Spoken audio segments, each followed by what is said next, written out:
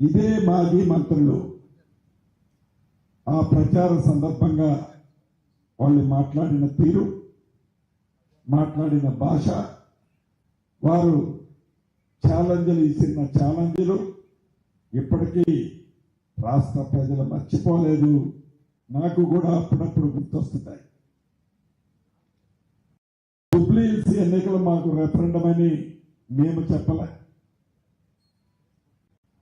జూబ్లీహిల్స్ ఎన్నికలు sitting seat Congress పార్టీని కూడా కాదు. మాగంటి గోపి గారు దురదృష్టవశాత్తు చనిపోతే వారు శాసనసభ్యులు ఎన్నికలు వచ్చాయి.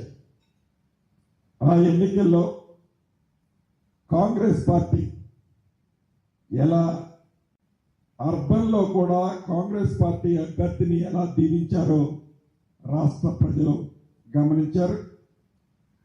దాన్ని జీర్ణించుకోలేని ఈ ప్రబుద్ధులు గ్రామ పంచాయతీ ఎన్నికల్లో అదే ఫలితాలు కాంగ్రెస్ పార్టీకి వస్తామని ముందే తెలిసి సైలెంట్ అయ్యారు. ఇప్పుడు కూడా మీరు అబ్జర్వ్ చేయండి, వారి టెంపరమెంట్కి, వారి భాషా వేషానికి ఈ మున్సిపల్ ఎన్నికల్లో వారు 1-2 సార్లు నోరు స్లిప్ అయ్యారు. ఇది మాకు రెఫరెండము, ఇది సెమీఫైనల్స్ అని మళ్ళీ టక్కన నేలకు ఖర్చుకొని ఏ సభలో కూడా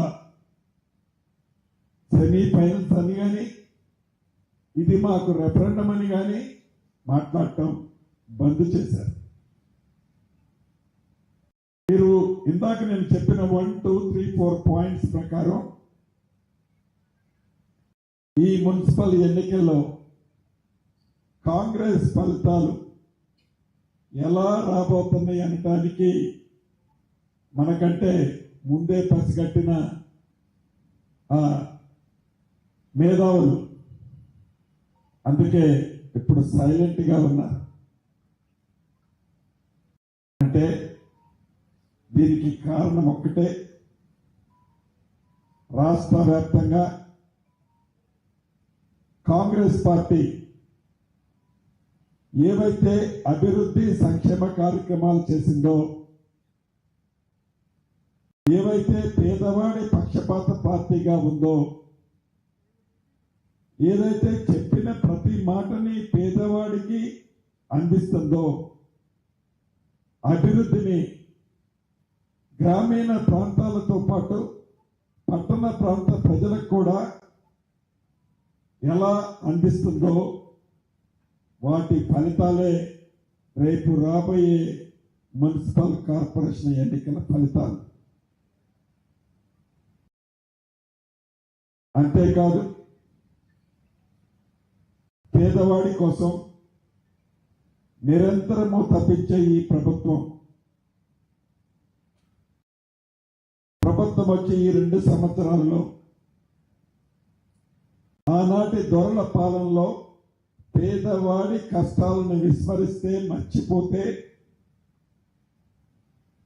పేదవాడికి సంక్షేమ కార్యక్రమాలు ఇచ్చే దాంట్లో